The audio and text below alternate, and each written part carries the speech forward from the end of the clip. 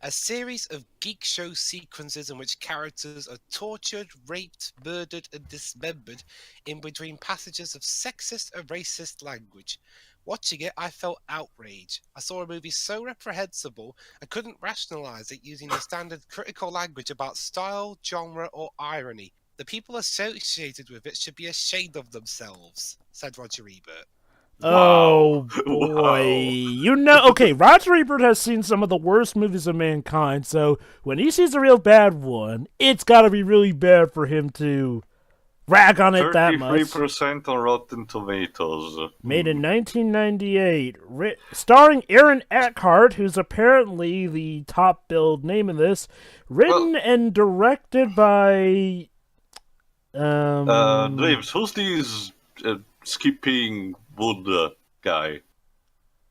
You mentioned him a lot. So yeah, Skip Woods. He is a specific. He's a certain anti-genius author who's written such masterful films. Sorry, who would let it go on to write such masterful films as both Hitman movies, X-Men Origins Wolverine, The A-Team, and Die Hard 5. Also Sabotage, apparently. Oh, Yeah, what is it? I know I shouldn't judge a book by its cover, but judging for the repertoire photo on Wikipedia, this guy doesn't look like he's the guy that can be able to write these things. But hey, he's also a partner in the Wet Work Tactical LLC, which is a weapons handling and tactics consulting because firm. America. Yeah. Anyway, the movie of today is called Thursday, and for the record, we're commenting on it on Saturday, so you feel your own irony here. Apparently, this was Skip Woods' first big film ever writing for and also directing for. Wow, we don't. Did he have a theatrical release, Lives? If it did, it must have been an extremely limited one because it took an absolutely pathetic $1,971 at the box office. Meaning that probably the only people who saw this were the acting crew, the directorial crew, and probably their parents. Well, it must have gotten a theatrical release if they got Roger flipping Ebert to review it. Oh my god. Anyway, where should we start, Lives? Before the Universal logo. Of course it's them. Oh, Alright. Universal. Go ahead. Alright, 3, 2, 1, click. Not to worry, though, he would let it go on to be a hack at 20th Century Fox. Why Universal would back this? Universal, you think that this project, if it was small scale, it would be very independent, or in a company like Lionsgate, but not Universal. For reference sake, folks, Skip Woods has not gotten any major credits since 2015 Hitman Agent 47. So, yeah. So, Dweebs, aside from Ebert's great description, what this movie is even about? Discount Tarantino. Okay, that doesn't sound bad as a premise. I mean, Rodriguez is Discount Tarantino all the goddamn time, so... also, that what is Monday? That would be so bad. That would be so bad to you. But remember who's the director here. These close-ups already we're starting. Weird thing with Skip Woods, the guy seems to have a lot of gaps in his career. His first film was this, 1998, then his second film was in 2001, Swordfish. Then after that, he had a 6-year gap, where his next one was Live Free or Die Hard, which, Live Free or Die Hard was actually not a bad movie. Okay, I'm sorry, time out already. Skip, buddy. Okay, now this camera angle works better, but... man, all those close-ups. This reminds me of Hitman's problems with all the many cuts they had to take. Jova, but remember, this is the only film Skip Woods has directed. Well, maybe I guess that's just a coincidence. Also, then. Skip, you're having an Indian girl as the owner of the gas station bar, I think. Simpsons did it, but yeah. To be fair, we have plenty of those. No, actually, I wonder if he was actually referencing a poo. So, is this Aaron Eckhart here? Yep, to Harvey Dent himself. I'm more familiar with him thanks to the movie The Core, which I saw actually before The Dark Knight. Apparently, he must have been big news since he has Well, okay, actually, he doesn't have top billing here. I recommend watching, starting with him, Thank You for Smoking. It's an interesting, thought-provoking movie about, the powerful effect on commercials and stuff like that. Guys, what riveting material to start off with. We are literally about coffee.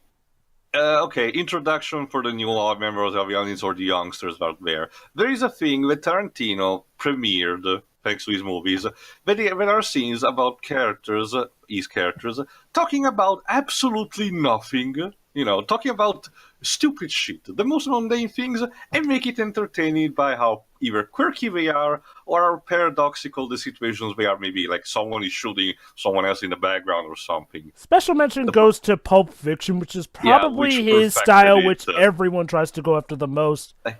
Oh, there you go then. Oh. The problem is that ever since he coined it, everyone else has tried to rip it off. Oh, and how inconvenient. The police just turned up. Does it happen in GTA, Dweebs? Like we were trying to rob and the police just shows up. Not that quickly.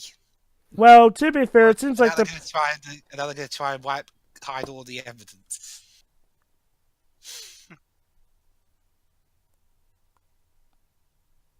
Point is that everyone who tried ripping off the so-called Tarantinoing, it just didn't manage to make it work most of the time. Except for some Brit over there by the name of... Hell, what's even his name? Shyamalan tried to do it. Forget, what's his name who made Snatch, Dwibs?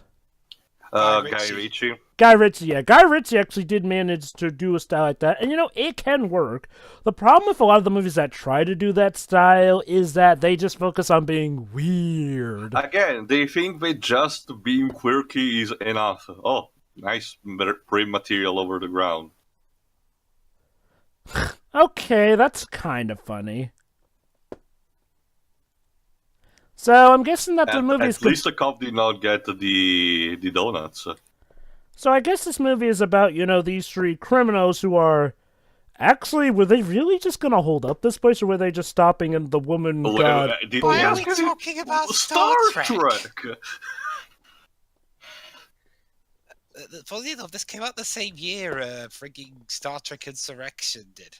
Maybe that was it? It was Kipwood's trying to be topical? Well, by 1998, I think this is the year the Trek series was starting to decline in popularity. Snacky cakey. Well, it's not a donut, so... shit. Well, I guess you need to kill the cop too. It's paint. Did they kill the cop, or was that just a quirky seed? Roll now credits. Thursday.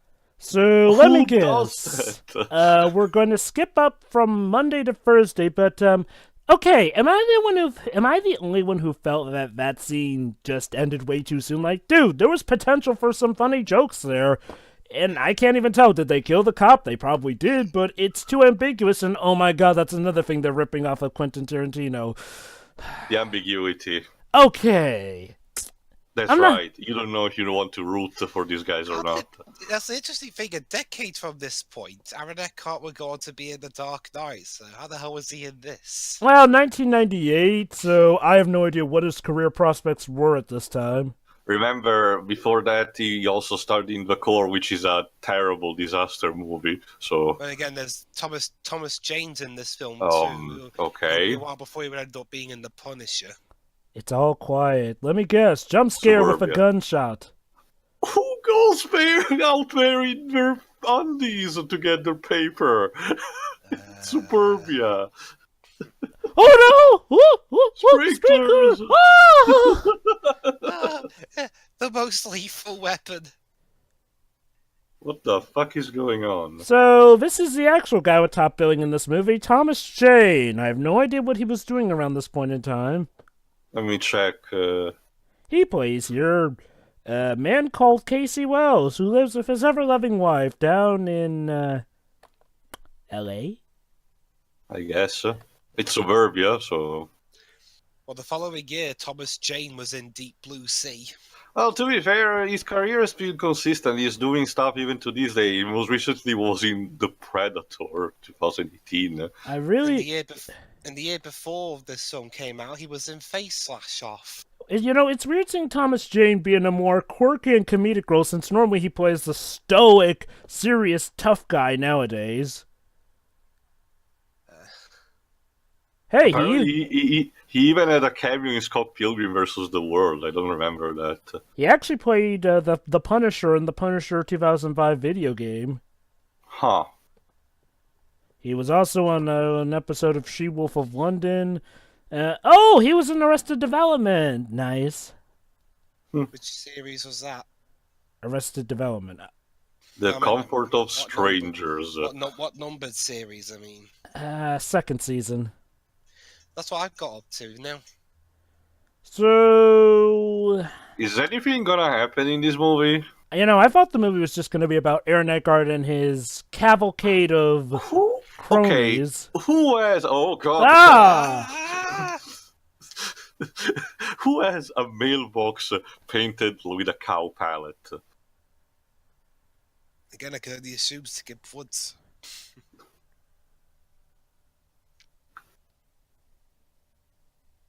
Okay.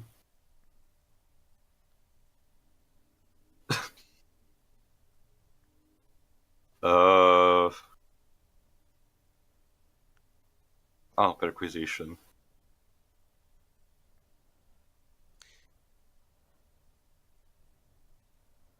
You know, it's weird. Aaron Eckhart here looks like a young Jim Carrey. Yeah, the tension in this scene reminded me a bit of a Cable Guy. Yeah.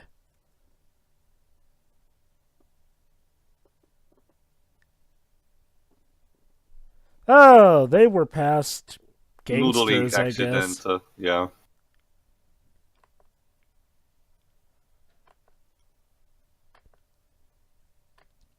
Okay, interesting metaphor.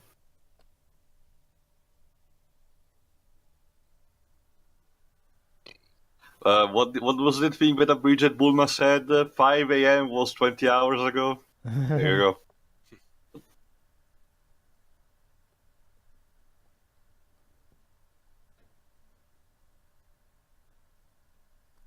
Yeah, I never got that either.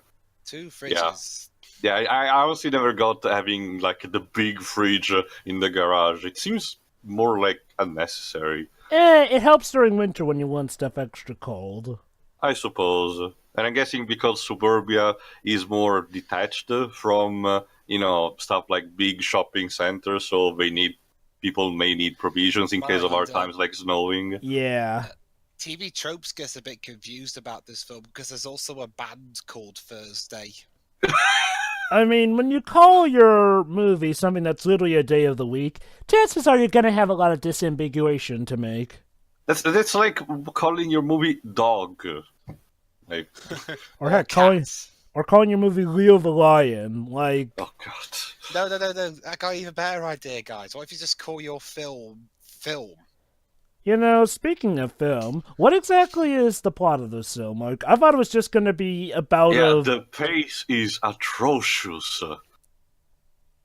I'll try and find the plot summary on Wikipedia. I just want to wait and see how long it takes for them to actually explain stuff properly. Oh, yeah, we're in Los Angeles. Okay, then. Okay, I got that. We're in Los Angeles. Well, I didn't, so... no homo, okay. Apparently... according to the little blurb you get on Google, it's about Aaron Eckhart and Thomas Jane. Jane plays an architect and Eckhart plays his former crime partner. This sounds like How I Met Your Mother, but done crappily. Let me guess, it's a one last job to retire with a bunch of money. No. Eckhart shows up with drugs and gangster business, attracting a slew of unsavory characters. I wouldn't be able to tell by this scene, honestly. I mean, okay, I get it. You know, we can't always rush into things, but maybe I'm You know what? No, I'm not being cynical. I'm being critical here. Nothing is happening in the scene. Nothing Besides, entertaining. it's only Nothing 87. informative. It's just these guys having banter and small talk, and that would be nice if we had an idea more about what they are or who they are. Like, maybe give us an idea of who they are first, and then give us small talk to build off of their relationship. You haven't got much time to be slow anyway. It's only 87 minutes. It really looks like an experimental indie movie. Like, it has a better production value, but other than that, it still may be comparable to something like After Last Season. There's nothing going on. Like, okay, let's pretend Dweebs just didn't read the synopsis. Do we even know that they were specifically drug dealers I think yet? they mentioned, remember, they mentioned something saw, like, oh, we were in jail or something, you know. Oh, I know. We saw Eckhart with his gangsters shooting. 840, Paradise Found. So, why is the movie constantly telling us the time and whatnot? Is it going to matter in any way? I'm guessing the big thing is gonna happen on the titular Thursday. So this is Monday. I wonder if Skip is trying to make this film like a diary. You know, 8:42. Kinda, I think. I think so. I wish I had coffee right now. Is this supposed to be a flashback? The lower quality of the framing may be hinting of it to be a flashback. I guess that's a bit interesting, but it's also unclear. I mean, I guess this is how he met his wife. What is going on? Please tell me. Like, you just gave us the time of day that he was working on his architect thing, but now we have a flashback where you do not tell us what the date is, or even if it really is a flashback, so... I mean, I know it's an unfair comparison, but... considering the similarities of having long scenes about not talking about anything, No Country for Old Men, for a comparison, has 1, better production value, 2, better directorial value, because, well, of course, it's the Coen brothers, they know how to direct a scene. Mm-hmm. And 3rd, I could at least understand what was going on. I didn't like it, but I knew what was going on. No Country for Old Men may have its flaws, but I can at least see why a lot of people do really love it because of certain things. This feels like it's trying to do certain things that No Country for Old Men would have done, faking that, hey, if I do it, if people love me just like it, except no, there was purpose and pride to it. He has no style. Christine. He has no grace. This actor has a bland face. Poor guy. Sorry. So... He's got a name, Casey. I know, right? That's my question Casey to this movie. Casey is the name of Thomas James' character. Oh, okay. Yeah, that was a flashback. Yeah, I can see also, that. Is Christine his wife, or...? I think so. From what I'm guessing, puzzling from that scene, she was working in a diner and they fell in love. You know, here's the problem. I don't think we've heard his wife's actual name before yet. We've just seen that they love each other. Or rather that they're... Oh, never mind. Your wife. And, yeah. Another staple of trying to be like Tarantino, inserting, swearing words when they're not even necessary or they don't have a joke value. I get it. So the flashback was to show how their relationship has changed ever since they've married, and she's mad at him for working so hard. This is for the ongoing trend of Hollywood. What? Now, was that a... Wait. So that was another flashback, flashing back to that, showing how within the same room in the present? You know what? Now this is actually more like After Last Season. I hate to say it to you, was even After Last Season this messed up with its time continuity? I mean, because of the whole "it was a dream" plot twist right in the middle. So, but yeah, I mean, a dream be a dream. Whoa! Uh-oh. What's with the music? Okay, music by Luna, just Luna. It's an American dream pop band from the early 90s. And I didn't even know they existed until now. Described by Rolling Stone as the best band you've never heard of. Rolling Stone is like Famitsu. They complement any kind of music they can find. That's an interesting name, though. The best band you've never heard of. Java, what's in the case? This reminds me of something. Skippy, I was Okay, I wasn't joking, but when I said you were ripping off the ambiguity of Pulp Fiction, I didn't want you to go to this level of ambiguity. Alright, might as well talk about it. As you may recall from Pulp Fiction, there is the mysterious briefcase. We never see what's in it, but it's up to your imagination.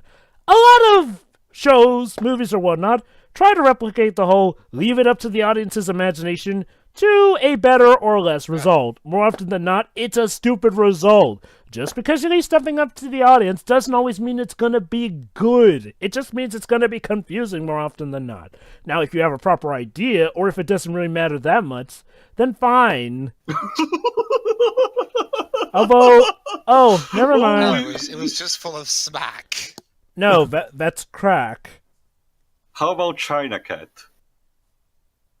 Okay, I guess we do at least get to see what's in the briefcase.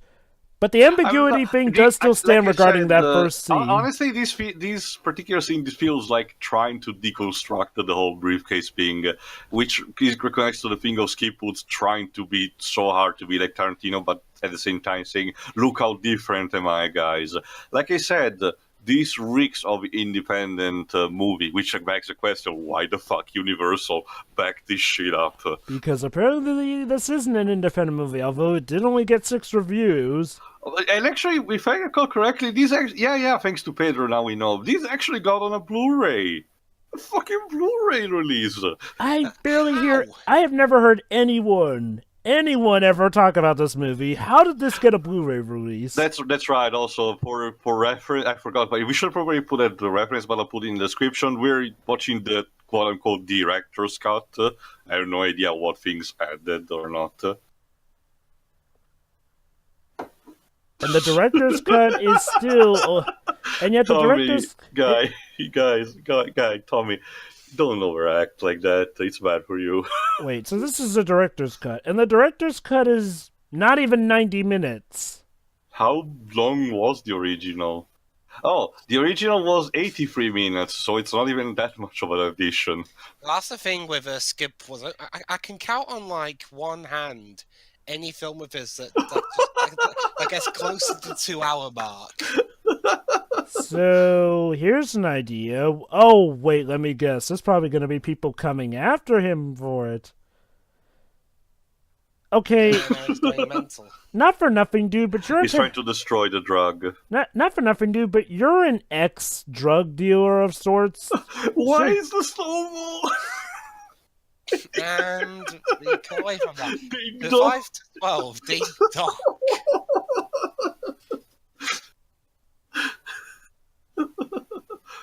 What? Pizza delivery? Pizza? It's pizza time.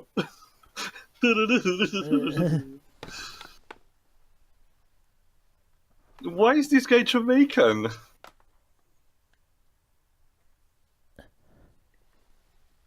Why is this guy Jamaican, Dweebs? I don't know. Let's see. This is Glenn E. Plummer, who's actually an American.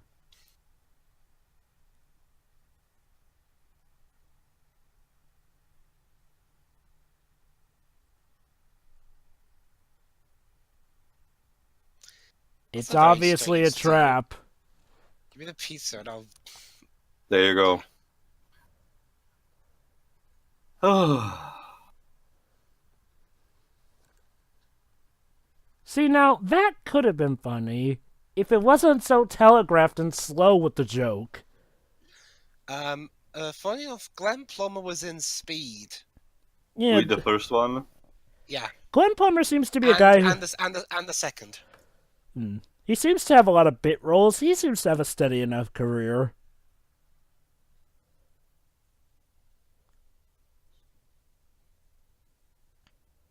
What relation does this guy have to do with anything? Is he from a rival gang or something? Was he a part of Aaron Eckhart's group? Nick's group? I don't know. Again, this feels like a bad episode of How I Met Your Mother. Main protagonist is an architect. Okay. Just Mostly off the Wikipedia article. This is a hitman. What? The Jamaican guy's a hitman. For who? Yeah, I guess he drug lords. Why did... Also, Java, you mentioned How I Met Your Mother. Mixing it with Breaking Bad at this point. I know, right? I mean, the only difference is that we actually... Well, okay, I guess he doesn't have a kid, although... Oh, that's right. Wait, didn't he and his wife talk about adopting a kid or something? I guess. Huh.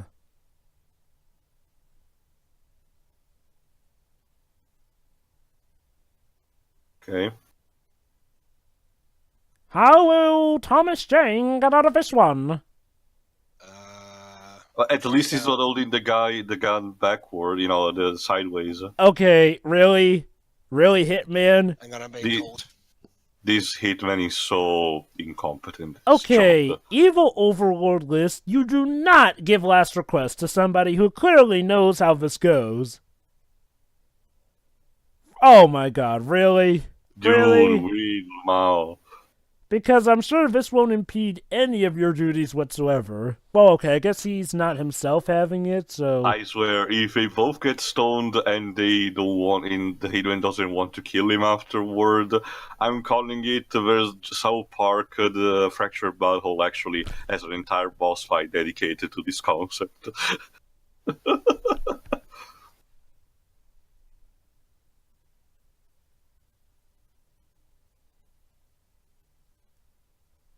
So you didn't want drugs in your house, but when you're about to get killed, you want to do drugs. I guess he knows how this goes and he's planning to use it to his advantage? I suppose, but the logic behind this is just... weird. Oh, a cassette tape. Huh. I haven't seen those in a while. Oh my freaking god, really? I wait, guess he wants you to passed play the it. test.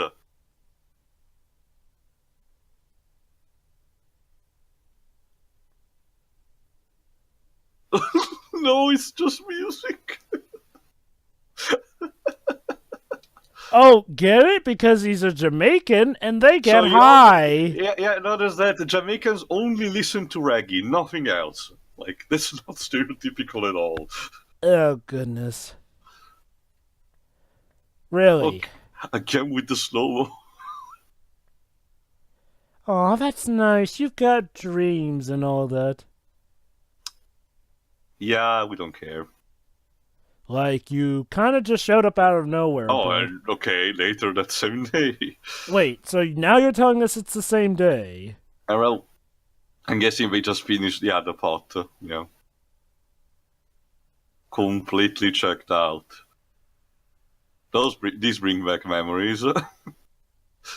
So, just gonna ask, Hitman, how did you think this wasn't going to impede your abilities to fill out your job?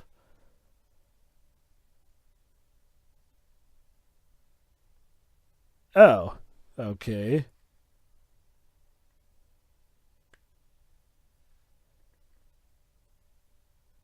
Okay.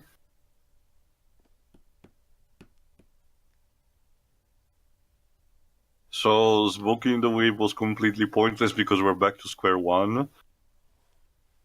Depends on if he can even stand straight.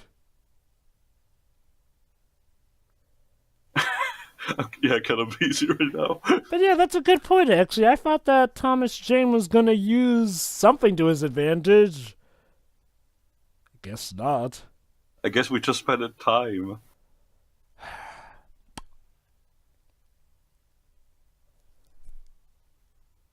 You know, maybe this would be funny if we knew more about how this hitman normally acts or whatnot. Like I said, the pacing problem. This movie is like almost half an hour already, and barely anything gets. Also, what the hell is an Italian flag doing there on that fridge? You don't wear that.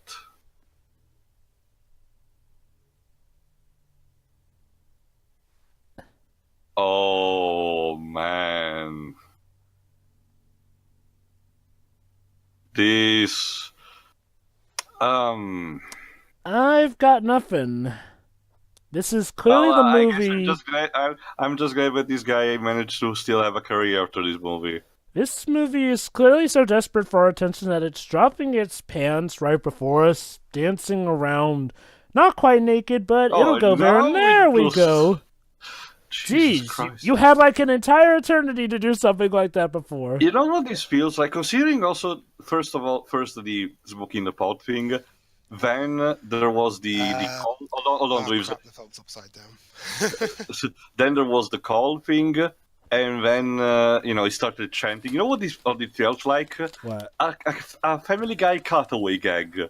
Oh, God. He just waited on the punchline and keep holding at the pointless things where you're like, just get on to the point. I think the annoying thing about this movie is that there are so many ways they can make jokes like this work, but they've blatantly missed them. It's like a marksman missing the brighter side of a barn. Nah, you think? Oh.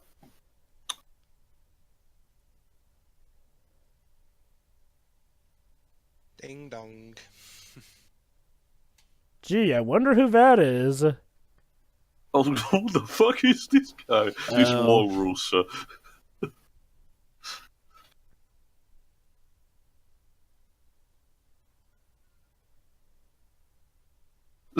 Gonna need a montage. Thomas Jane plays a quirky old ex-con, but when his old pal drops off a bunch of smut down at him, he's gotta do things with it.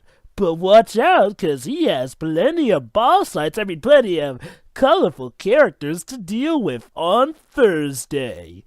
Why the hell did we call this Thursday? Was this rated PG-13, Edweaves? 18 round here, I think. Sounds like it's rated R. Yeah, it makes sense because of the gore. Well, Tio, the real reason it's rated R is because they say the F word more than once. True. Oh, the fucking gun. You know, it kind of feels like a David Cage game. Clean out everything before you get to the door, but he forgot something, so he's getting the bad ending. Thursday, the video game adaptation by Quantic Dream. Oh God! It's the adoption center guy. Oh my God! So wait, we're keeping this from the 90s. Of all the cliches from the 90s, you're keeping this. We're trying to have something serious, like it's saying an adoption, while we have, in this case, a victim tied in the backyard and the back room. Pulp Fiction made fun of this as opposed to just outright do it. Just saying.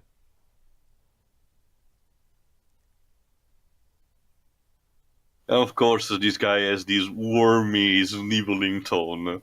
Okay, let's ignore the fact that this is cliche as all heck. It's not even really doing it good. He's played by Michael Jeter, who was in Patch Adams and Jurassic Park 3. Oh my God, he's the guy who contacts Dr. Sam Neill in Jurassic Park 3. I remember this guy. Also, wow. He was in Polar Express, too. Well, hey, he was nice in Polar Express. Sadly, passed away in 2003. Oh. Wait, Polar Express is that old? Jesus Christ. 2004, posthumous release. Ah. Yeah, okay. I liked him as the ticket guy in Polar Express. He just needed a better agent. Yeah. I think Polar Express may have been his best movie, and I don't hate Polar Express, but that's kind of sad.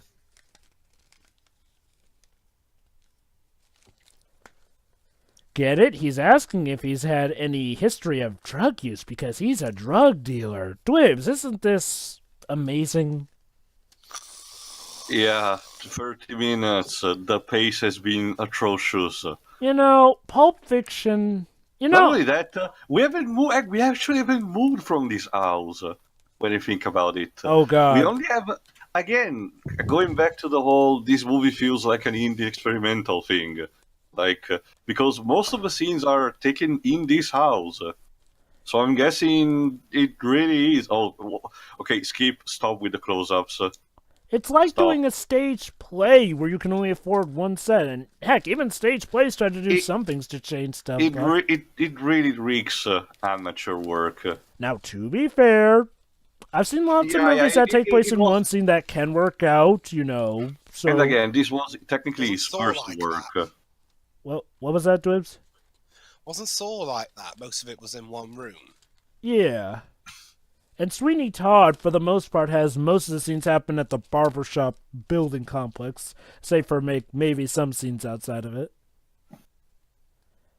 I think the issue here is just like, well, why should I even care? Like, Yeah, okay, who's these doofus, let me for put it like this. starters? In Pulp Fiction, I knew enough about the characters involved to care more so. Heck, even in No Country for Old Men, I cared about, the main players at hand or whatnot. Well, at the very least, I wanted to know where they would have went, Here, this guy is stuck in his house. It's like Silent Hill Silent Hill 4 The Room. You're just stuck in the house most of the time. Not only that, but okay, we know that Casey here used to be a drug dealing gangster or whatnot. So okay, no, you cannot open beers with your bare hands like that. Well, don't go looking at his fridge, you prick, even if there wasn't good in it. What the hell is wrong with this movie? I think the problem with this movie is that there's almost no rhyme or reason to it. The characters are just props. They're props to get us from scene to scene. The jokes are as lazy as they can get, and when the movie tries to supposedly deconstruct stuff, it just ends up emulating it more often than not, aside from the briefcase scene where I guess they managed to... Oh, you better not be referencing Forrest Gump. Forrest Gump. Why even lie? Like, okay, I guess you could say maybe he's nervous or whatnot, but, if he's an ex-con, shouldn't he be used to this kind of stuff? I mean, just saying, we don't really... It's the cat. Let me guess, it's the cat. Yeah. There you go. My cat. It's note for note. Kip Woods is so predictable, Tio could literally predict the line.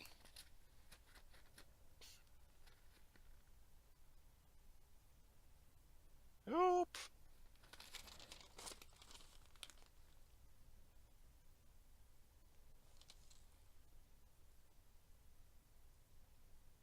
Uh-oh.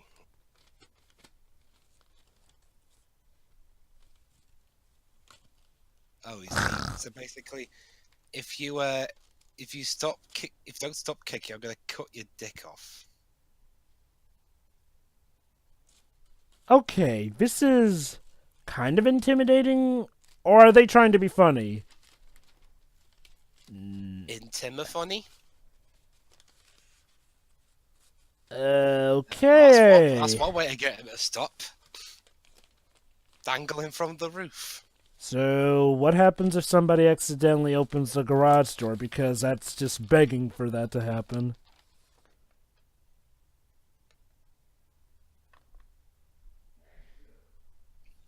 And here comes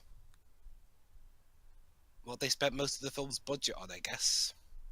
This actress? No, the car. Oh.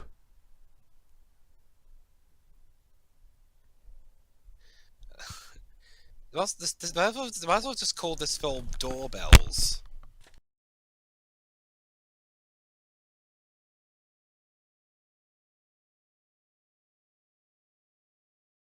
Howdy.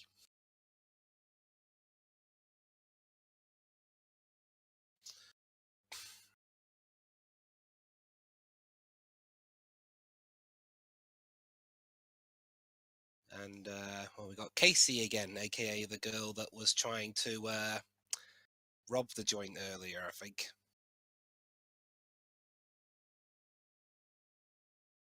This looks like discount somebody or other.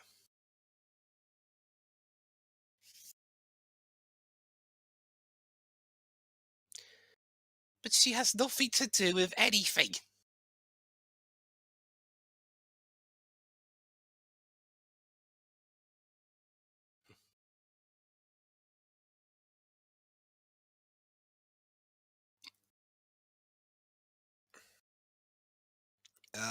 Pay no attention. That was my pet cow.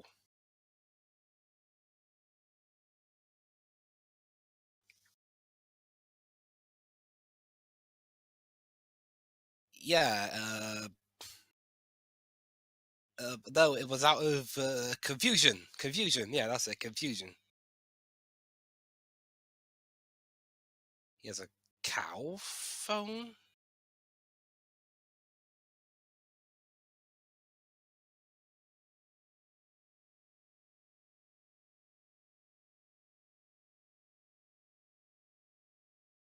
So, is this a new thing with the film now? He's chronically angry with Aaron Eckhart.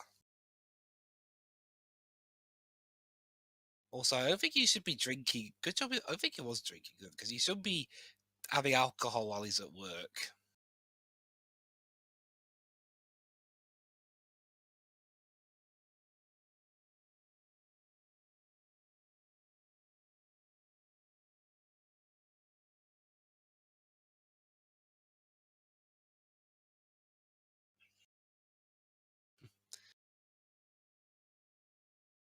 No, I think she's named Casey.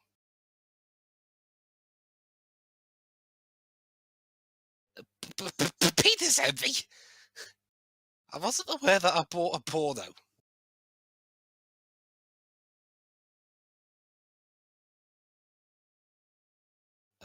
Okay, now we're in another trope of Tarantino. I think it is anyway.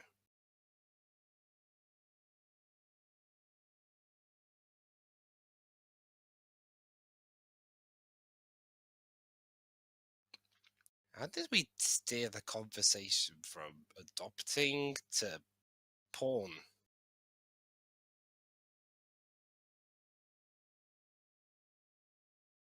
How did we get... What's he trying to do? Seduce it? Yeah, ladies and gentlemen, I completely forgot this scene was in the movie.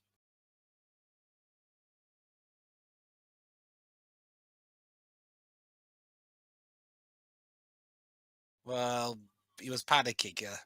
You brought drugs into his house. What was he supposed to do? Oh, hey, Jova. So let me guess, she's posing as his wife. No, she's just posing as some random woman. His mistress? No. But she's Is she basically talking now, about Skip Woods? No, we've gone to describing porn movies now. Dare I ask, what was the context while I was away? She just steered it in that direction. Why? I don't freaking know. What's that sound effect? And let me guess, this ruins it for him being an adoptive parent. No, he still wants to hear more about the porn talk. Is he turned on by it, or is he just looking to get more ways to incriminate him? I don't know anymore.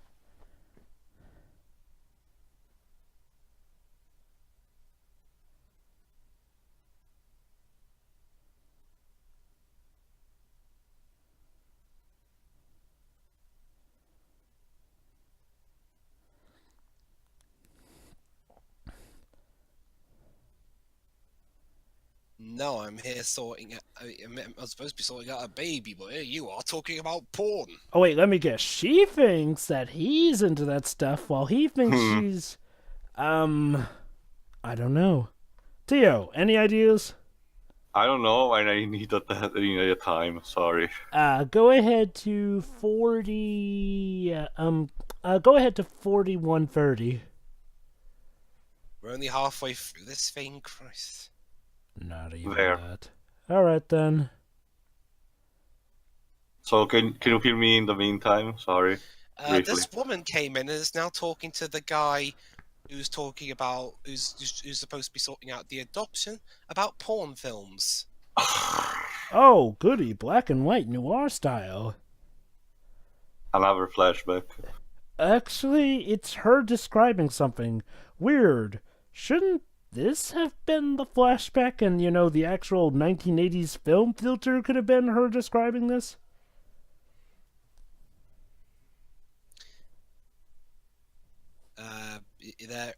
Yeah. Ready, Tio, in 5, 4, 3, 2, 1, click.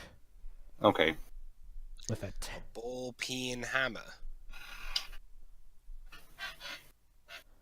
Yo, look at how adult we are, saying profanities and whatnot.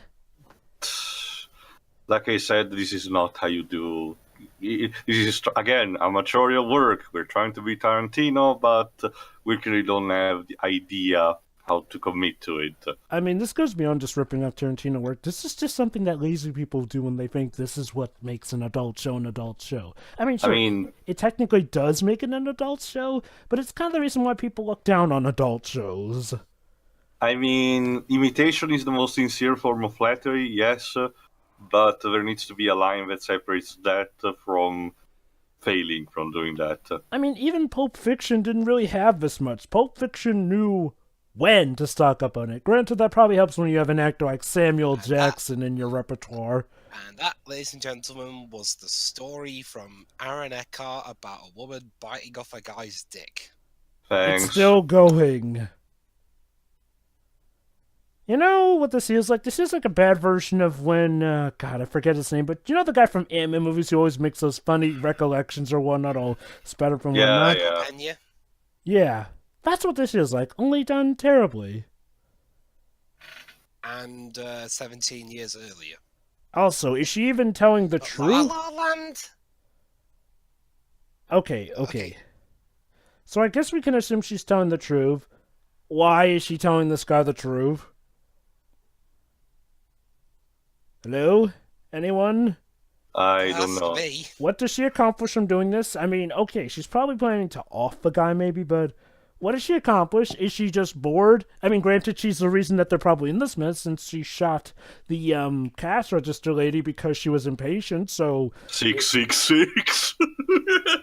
So...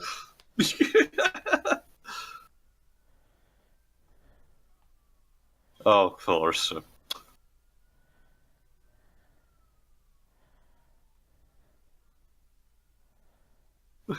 I think they auto-tuned that voice to make it sound more booming. I'm pretty sure there are deep voice guys you could have gotten. Not with that effect, I fear, yeah.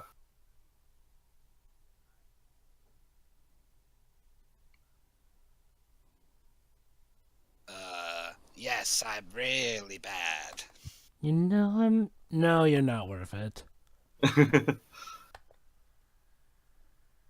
Of course he has a leopard style chair. Again, we know what's in the briefcase. Oh, by the way, fun fact, you know Glenn in this movie? He was in both Speed movies, actually. Yeah, we noticed that. Oh, cocaine, I guess, or crack. You know, as riveting as this is, I guess this is going somewhere? I can only guess because right now I have no idea. I get it, they're doing the whole scenes out of order thing, but what's the point and purpose? I mean, I guess we're finally getting backstory on what Casey was like when he was a gangster. They're playing domino! We're playing domino! Drug dealers playing domino! Why not checkers while you're at it? Oh man, this shit's is the last thing I expected. This shit's priceless. In the good way or the so bad it's good? I have no idea. I wish I was high right now. You know, okay. I think the issue I have with this is that none of it makes sense. Like, the drug deal, none of it makes sense. Well, okay, maybe now it's about to make sense. We'll check the produce. Okay. Okay, so they're checking to make sure the drugs are real, and he's counting to make sure the money's there. Yeah.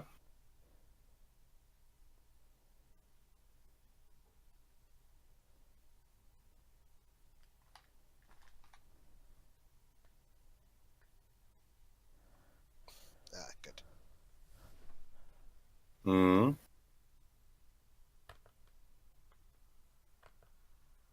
American History X.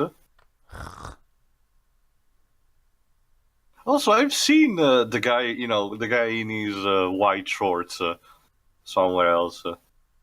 I think. Yeah, this guy. Isn't he Warwick from CSI? I don't know. Let me check. I don't watch CSI. Let's see. The gangster here, Lester James, is played by Gary Dourdan. Honestly, Jover, I'm surprised there hasn't been like a UK version of CSI or NCIS for that matter. You're just jealous. You don't have one? No, I mean, which is odd. I mean, we have our own version of Law and Order, so... Let's see, Gary Dorgan. I guess... Yes, Tio? I guess Jay Bruckheimer stopped after CSI Cyber War, whatever it's called. Maybe, I don't know.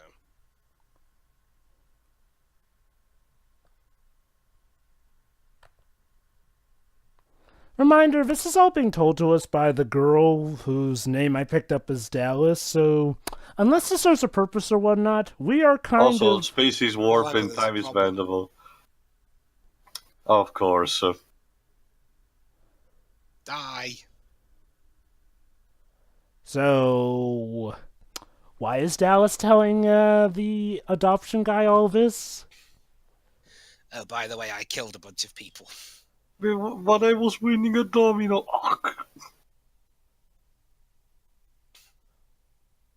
Again, this is now a blatant ripoff of Pulp Fiction.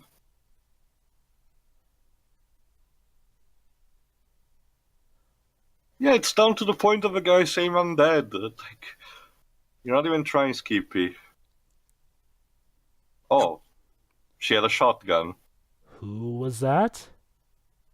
I guess the boss's wife.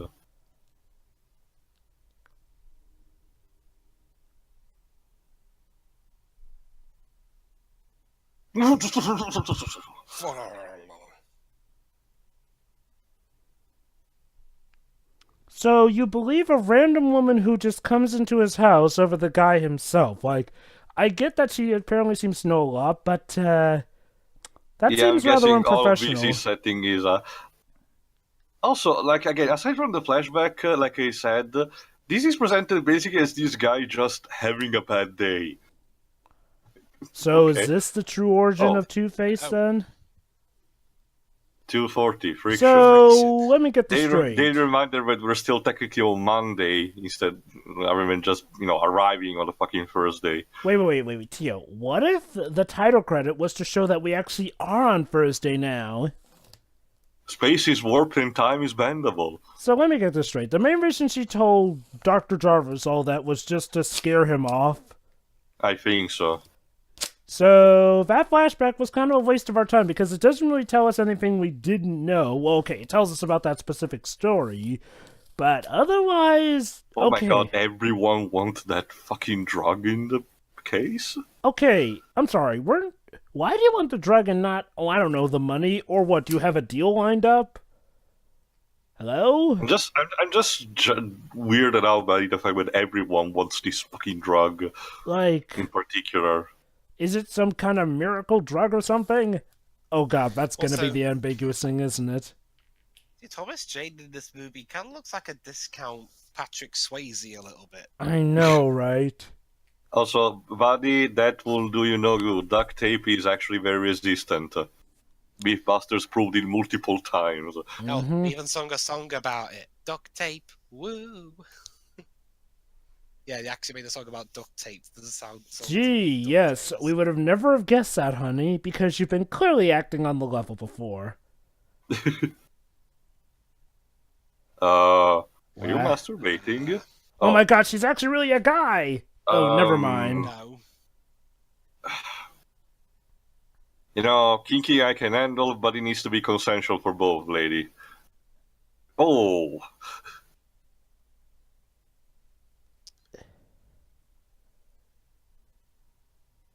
So, what are you gonna do? If you get a question wrong, you shoot one of his fingers off. So I think she's more like she crushes his dick with her heels. But okay, so assuming that story was true, why should we care about Casey here? I mean, he's kind of a gangster, so this all comes off as karma. Honestly, all of this is like I think I get a semblance of the idea behind the plot of this movie. Is like, oh, this guy wanted to have a normal life, but his past life comes back to bite him in the ass bit by bit.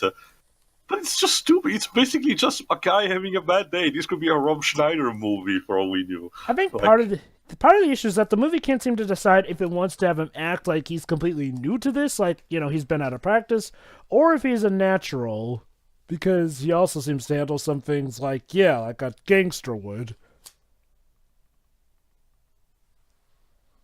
Meep your sheep.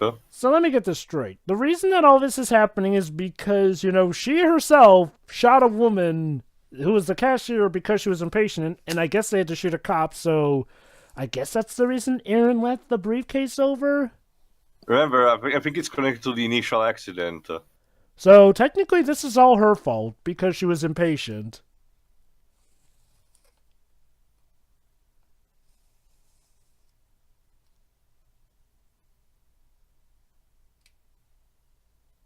Oh, I guess we're about to find out more about that. Okay, then.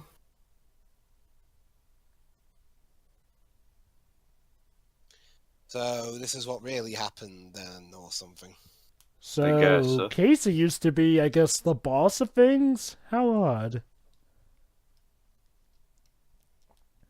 Now that I think about it, Aaron Eckhart has, second billing, but Aaron Eckhart's barely been in this movie. Yeah, oh. Oh. Oh, she wasn't that badass. Oh, was she pregnant? I fear. Oh, dear. Skippy, why did you have to go there with gruesome debut, for the sake of gruesome! And unethical. I mean, I guess, to be fair, it was technically self-defense, but why? Oh, so is this why he wants a kid to make up for it? That's fraud. Again, to be fair, again, it was self-defense. So I guess he feels... And you only have a split second to react, so... it kind of sucks that he's kind of acted pretty normally, all things considered. I'm sorry, wasn't this supposed to be a quirky comedy crime film of sorts? That's, again, it tries to be like Tarantino. Tarantino's style, or similar also to Rodriguez, is to juxtapose level of hilarity with tone whiplash with extreme violence. That's the idea that this one is trying to do, and failing miserably to do so. Because how did they even advertise this film?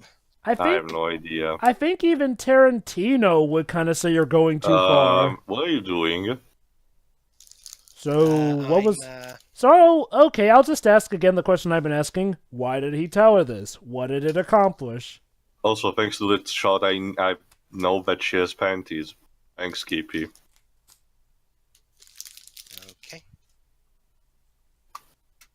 Okay. Excuse me? Sorry, I was just getting something. No, I'm asking to the movie. Now this woman wants to have... I guess she's nymphomaniac. I'm married, alright, so fuck you. Oh, no. Go fuck yourself in the ass. Yeah, good. Yeah, mate, you better get out of there. It's raping time? Pretty much. Yeah. What exactly is this woman's deal? I mean... Also, pirated CD. Is that a PlayStation 2? Oh, no, it's just a... I get that she's supposed to be insane, but, just saying she's insane doesn't really Please cut tell it. me it's George Michael. No. Alright, then. Please, let's leave Arrested Development out of this.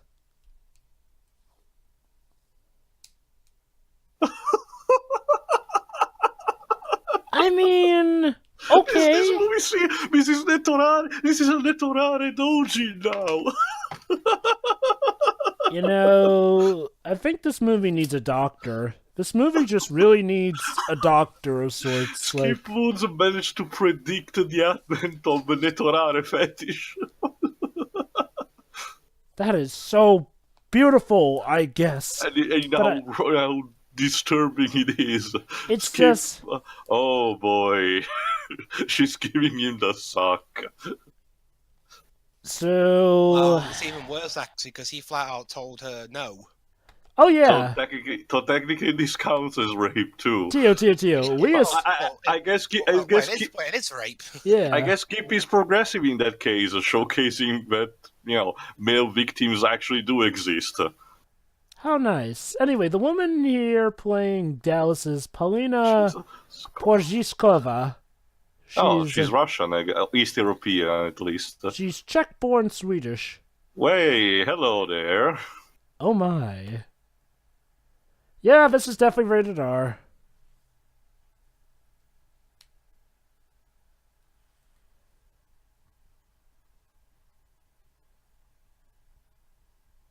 What is up with the music? Oh, please don't torture him with a cigarette. No. For reference sake, she's also a supermodel and actress. I ain't Makes saying sense. Has she done anything else? Let's see. Oh, she's into that, I guess.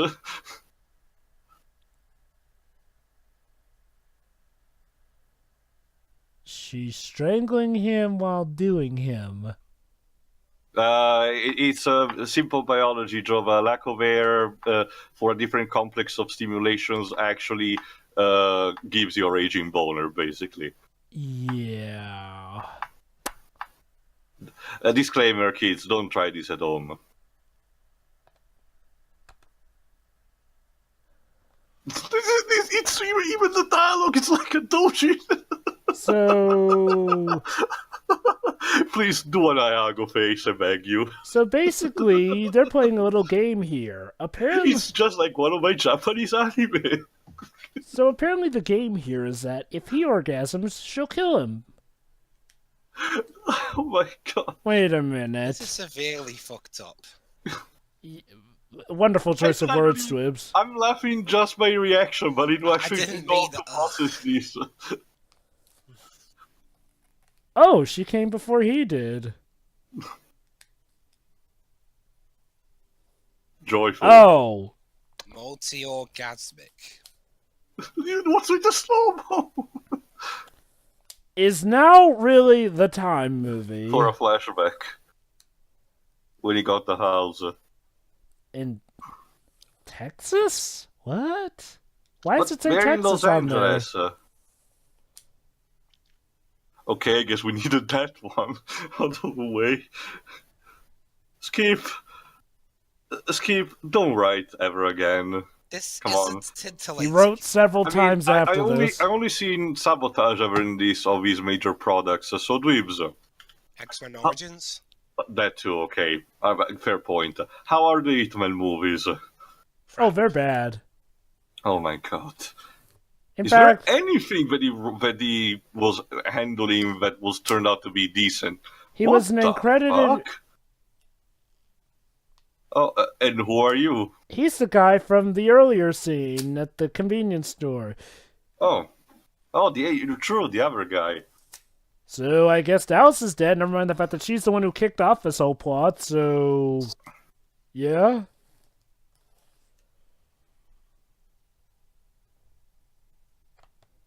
Yeah, even he recognizes that she was crazy as sin. Anyway, Billy Hill, like a hillbilly. There you go, hillbilly. Of course. What? Wait. You know, why don't you just say that she was born out of incest while you're at it? Why everyone wants that fucking drug? I mean, they don't even say if it's for the money or anything. It's just, is it really that good? So Don't tell me that the blood is... No, blood doesn't work like that with duct tape. So let's see. This actress, she started off in a movie called Anna in 1987, Her Alibi in 1989, Arizona Dream in 1993, Female Perversions in 1996, Wedding Bell Blues in 1996 as well. 1998 she did Long Time Since and Thursday. In 2000 she did The Intern. 2004 she did Knots. Then she had a long gap and only showed up as herself in a documentary in 2012, and then another documentary as herself in 2017. I get the feeling that she's a nice actress. What the fuck? What is wrong with this movie? Guy, not for nothing, but you are aware he just got raped a minute ago. Yeah. Let me guess, he doesn't. Actually, should I even care? Yeah, Fog Life and everything. I mean, it's hard for me to care because, as far as I know, Casey here is kind of a terrible person who's done terrible stuff. Like, it was pointless, but hey, that's all I know about him is that he's done bad stuff. I mean, sure, his mundane life stuff is fine, but why did you call her Cinderella? What did she have to do with Cinderella at all? That joke doesn't even really work because it's just random. Oh, Billy Hill, the actor who plays Billy Hill, actually has an extensive career ever since 1986. Not that much famous. It was in the 1998 Psycho movie, Why? But other than that, I don't recognize any of his major ones that he did. Really? You're admitting that you're doing this just because you're bored? Wait, that's the reason that the girl was waiting too, although she was going to kill him if he orgasmed. Why is there a blowtorch? Wait, what? Oh, he's gonna burn his testicles. Basically, basically what he's gonna do is first he's gonna cut him and then he's gonna cauterize him to keep him alive. What is going on with this movie? I get a movie. You're trying to establish that these cast of characters are loonier than a bunch of Fruit Loops. I don't care. Also, since I was a bit away during that time, what happened to the Jamaican guy in the garage? Oh, basically, actually, he's still in that garage, He's still I guess. there. And here I was waiting for a scene where something bad happens to him in the garage because, come on, he's hooked to the garage door. You're kind Someone called the cops.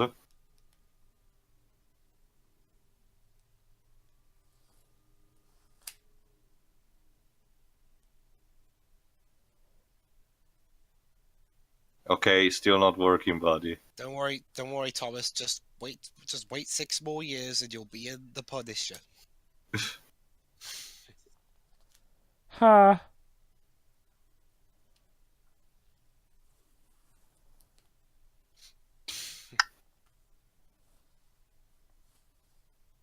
Don't you just say it, trying to live stream on Twitch and someone swats you?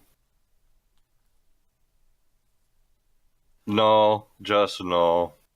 Duct tape doesn't work that way. No, just... I don't care how much adrenaline you're on. Okay. Maybe he's on adrenaline for, like, tearing it off his legs. But I'm sorry, the way he... And now he's going full tango with a frying pan. And he's just going to be pretending. Yeah. You're an idiot. I mean, true, you're severely traumatized, but man. Let's see. You have been a bad drug dealer. You killed a pregnant woman. Yeah, you think you got bad karma? I think I'm being called. The Wong House? Oh, the Chinese guy that was in his underwear before.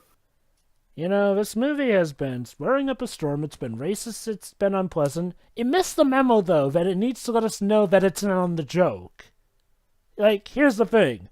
Pulp Fiction has some of the most terrible people ever. Here's the thing, though. It makes sure to follow the same rule that It's Always Sunny in Philadelphia does. Recognize that the people are terrible and run with it the best that they can. This doesn't feel like it. I'm guessing Tangle really was true. That frying pan actually works.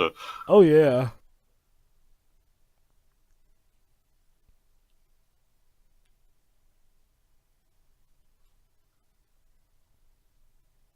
He's talking to himself. Let me guess. He can't do it because ever since he shot the... He's a good guy. Let me guess. Shooting the pregnant woman was what got him out of the game. I think so.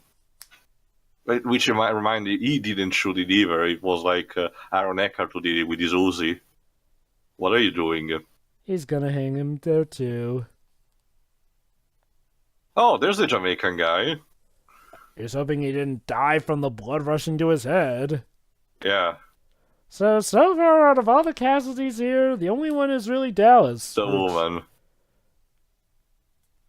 I just put it...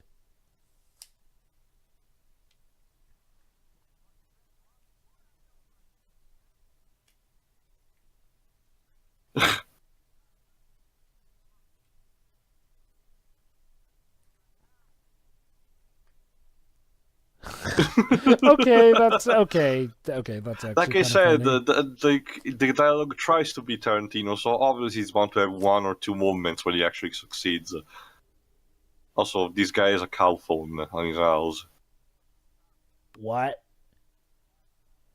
Wait, you stole it from the cops?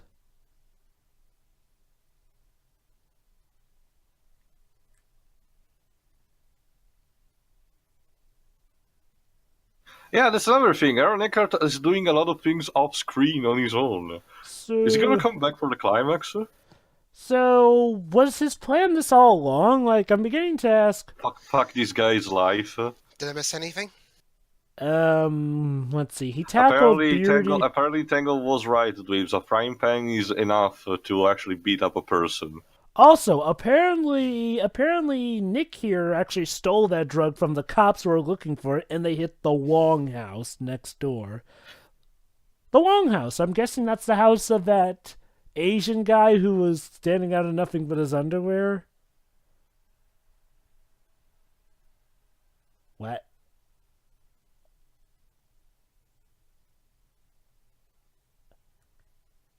Oh, he has blood on his hands? What happened?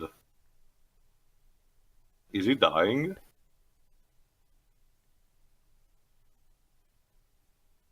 I guess he doesn't have his legs anymore.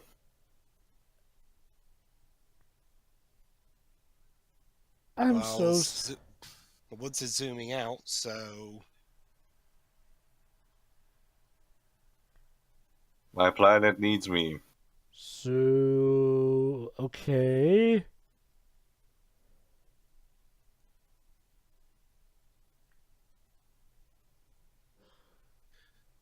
Oh no, Nick is dying of something. I guess a gun wound? What the fuck? Okay, with the slow-mo.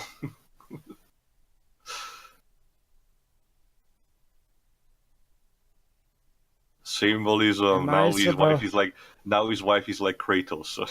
So, am I supposed to care about these two's relationship? Because we've seen like... He's even trying to clean the floor. Oh my god, this... Yes, clean up all that cherry syrup. Or is it strawberry, maybe? Is it even that easy to clean up blood? No, believe me. You need to use a special types of detergent, and even then it's gonna leave traces. Have you had, like, shows like CSI shows that it never comes clean off? Plus I've watched Ace Attorney. Before you ask, audience, no, it's because it's part of my job. I don't go around and he did people. It! What the fuck?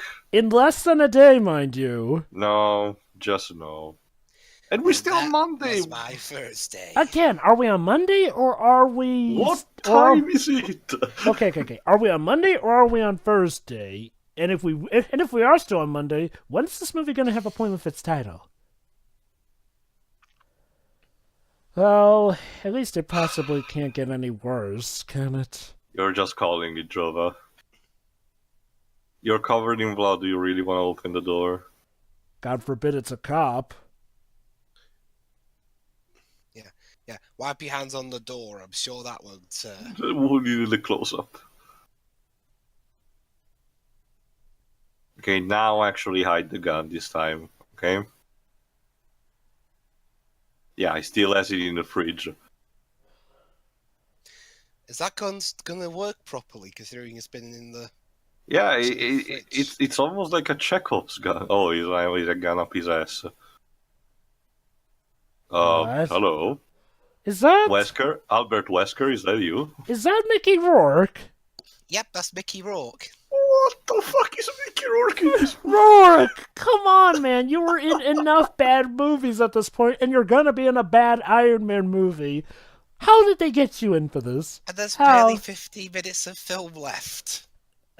I just don't get Skip Woods. Okay, pro tip, rule of thumb, if a movie that has been bad so far has an unexpected important actor cameo, like in its last 20 minutes, it's not going to save the movie at all. In fact, it's going to make it worse. Unless this isn't going to be a cameo and this cop's actually going to be an important player in The Last Act of Us.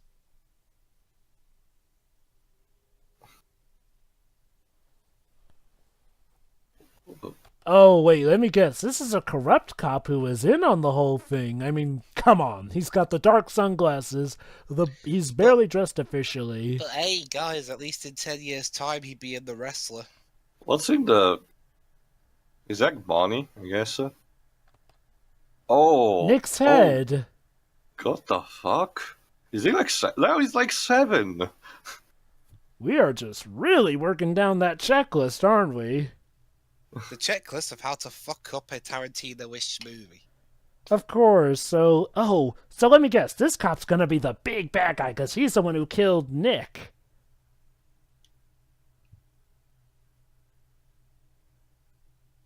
So this isn't as much a cameo as much as it is, hey, we got Mickey Rourke, of course let's stick him in the last 15 minutes of our 87-minute movie. I just don't care. I don't care who wins at this point. As far as I'm concerned, all these people are terrible. Is anyone winning anyway? Like it looks like nothing accomplished. A guy has been completely ruined in the span of like an entire day because of his past deeds as a criminal. And that's the thing. It's like, well, we haven't really had a lot of redeeming moments with the guy to show that he's better. And for that matter, the guy, for all we know, actually deserved it. We just don't know. And, okay, if they didn't care about that, they needed to make the jokes funny. Like, that's the thing. Pulp Fiction, there's a good section of Pulp Fiction where you don't know who you want to root for, but it doesn't matter because it's just so endearing with its humor and what's actually going on. I'm neither endeared nor am I humored, except for maybe a few lines, and even then, those have been, like, more like flukes than anything. It's a trap. It's a trap. Oh, he even knows that he has the bodies there. Although, funnily enough, based on what I've seen, this isn't the worst thing Mickey Rourke's been in. Well, really? Iron Man 2. Oh. No, even So... No, even worse hold on. than that. Keeping the Jamaican in the garage to serve nothing because now he's dead anyway. Same with the other bearded guy. At least Billy Hill was, more recently. The Jamaican was like built up earlier from the movie. Remember, he was in that video game called Rogue Warrior. Oh, that's right, the one where he swears constantly. Yeah. I actually have a copy. I may record that. Actually. Now, don't get me wrong. This kind of role fits Mickey Rourke to a T. But it's this movie. Like, I should be having a blast of Mickey Rourke, but he can't save it. It's like dropping a single quantity of a chalice worth of champagne on top of a pile of shit. Yeah, I mean, and God, he's trying. He's trying so much, but... And that's it? So, is that it, or is he going to be the main big bad and he'll be back? What, in the last 10 minutes? What are you going to be the last 10 minutes? It wouldn't surprise me at this point. It just okay, really if I also to hazard a guess, the director's cut here added maybe a bit more of the nudity of a girl and maybe some other gore. Oh, please don't tell me that he's dissecting the bodies now. Okay, gotta dispose of them for trash day. Oh, garbage day! What? No! So basically, that corrupt cop did not care about the drug. He just cared about the money. My God. Although, funnily enough, Snatch would make like a little... Snatch would have like one of the main bad guys giving a monologue about how to cut up a body and get rid of it. But the difference is that Snatch was funny. Does he just speak some... Oh.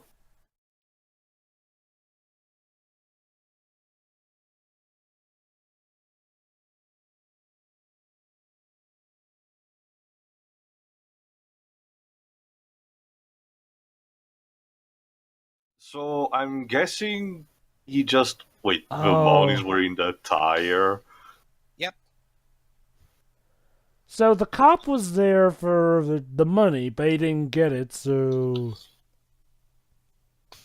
The money was hidden in the car tire. Isn't that so nice of Nick? Also, just Oh, he gave him a present.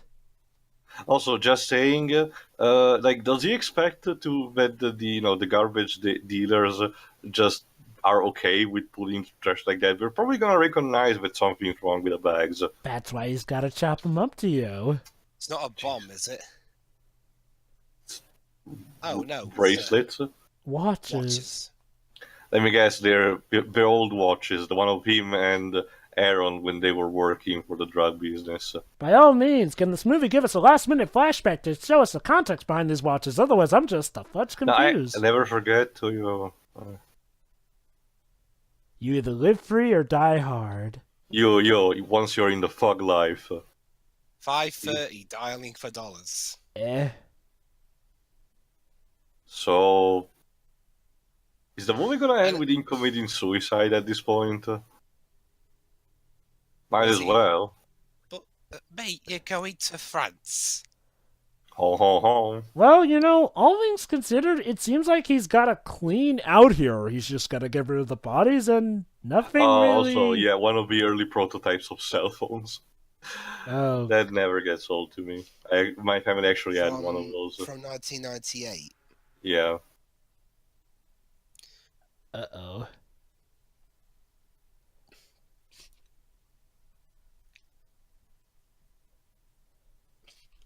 Oh, let me guess, he's setting him up. Like, in a sense, he's baiting them to come here at home, and when the cops arrive, he will arrest them. And maybe he's also going to call the gangsters as well? Or maybe he is just bringing them there because he feels guilty.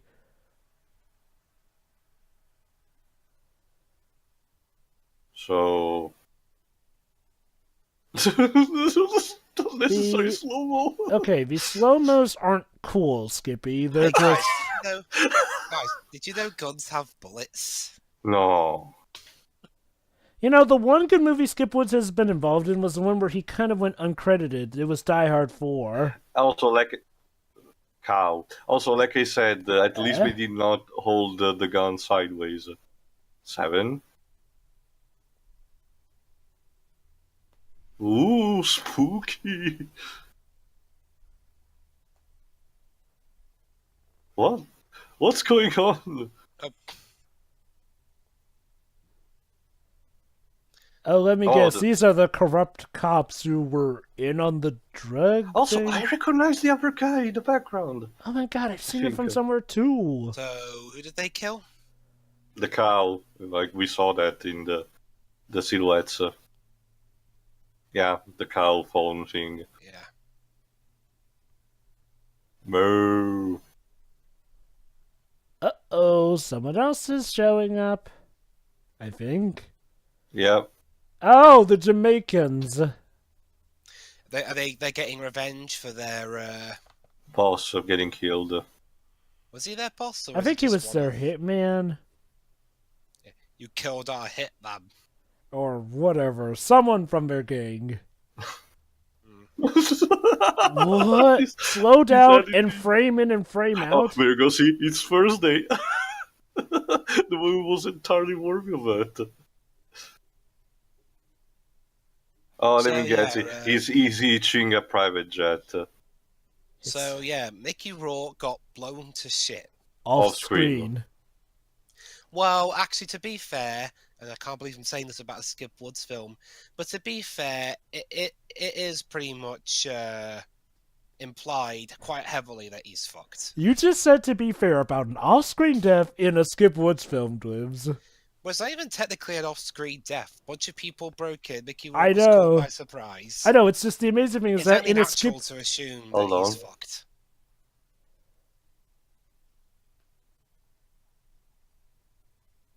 More than you can imagine. God! I hate when this happens.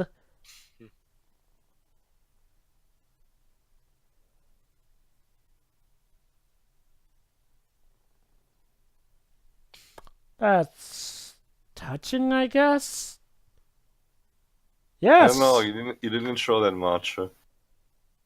So, what about that kid they wanted to adopt? I guess we can forget that. What about how they met before? They love each other, so who cares? What was even her job?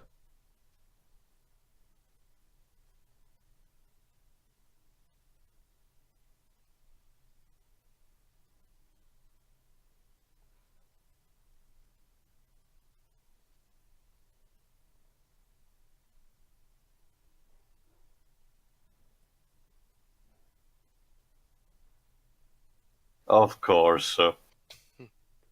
Well, at least we know what it is. We just don't show it.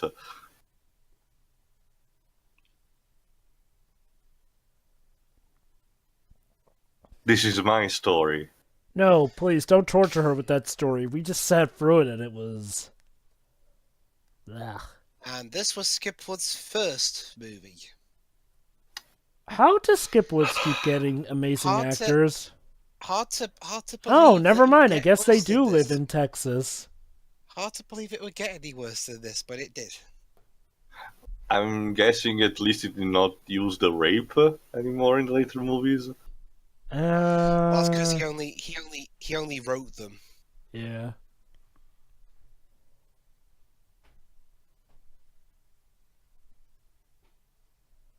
No shit. And honestly, I don't think there's even really point in telling her. It doesn't seem like it'll change much. Oh my god, it's directed over. by him. Is there an after credits scene? I don't think so. I'm off the video. I'm not even close to questioning. Point is, this sucked. Like, this is insensitive. The only reason why I left is because of the insanity that this film provides at some point. Otherwise, it's distasteful and joyless. Skip it. Make faithful to the name of Skipwoods and just skip it. Yeah. That all? Yeah, I mean... Yeah. Next. So, yeah, well, yeah, what else can I say? It's the first film from a god-awful writer who it turns out is not even that good of a director anyway. But somehow he gets all these amazing actors in his movies. I'm actually more surprised that Aaron Eckhart, despite starring in all these shitty movies, actually managed to, make an impression on Christopher Nolan in order to, casting him as RV. Yeah, it's just... Ugh. It's just a really unpleasant movie to watch.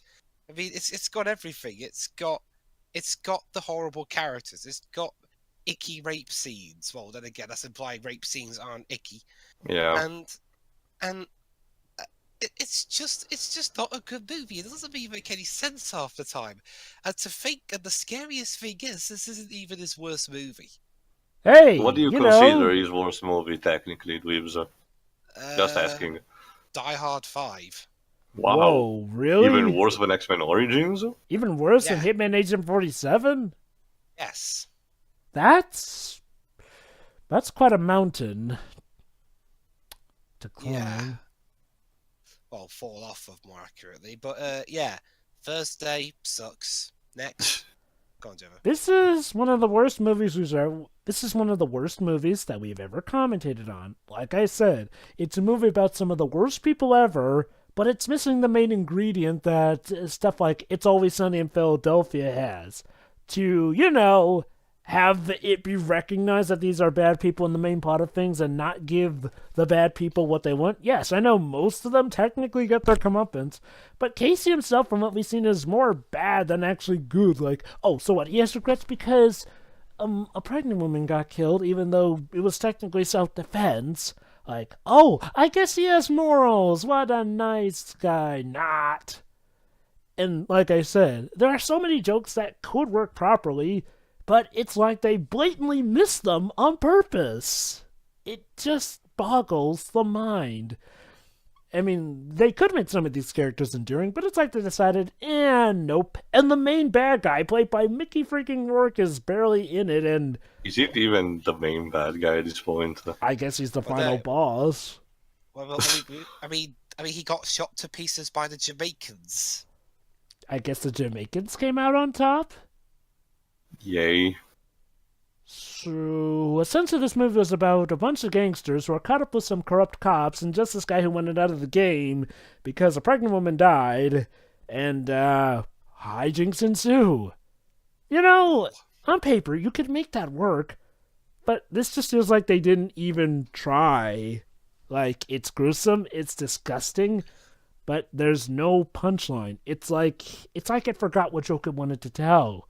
And what we're just left with is this, a blood-soaked, terror-bad theater with no audience left. And from what I hear about that box office returning, what audience? Yeah, there was no audience. What are you talking Yeah. about? Heck, this movie only got 6 critical reviews. Like, even reviewers wanted to avoid Stay this thing away like from this. like the plague. I don't blame them. I honestly think that 33% Rotten Tomatoes is way too high. I'll bet you if there were more reviewers, it would have been way lower. Oh, I love this. Special thanks to all these people and companies involved. Like, what? I have to know, Dibs, what was the plan with this movie? Like, what was the plan? The skip once is the harbinger of bad writers. Well, How mission accomplished. Okay.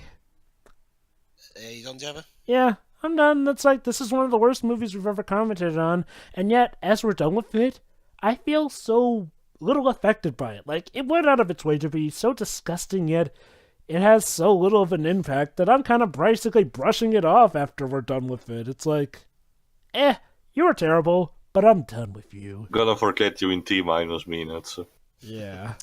Yeah, so that was... What was the film called again? I think it was called Abomination. Friday. Gotta get down on Friday. Oh, no, I remember now. That was Tuesday, Thursday. Or Saturday? Yeah, Thursday. Yeah, I hope you enjoyed our commentary more than you enjoyed the movie, probably. We'll see you for another Skippy Shitfest. See ya. Yeah. See ya.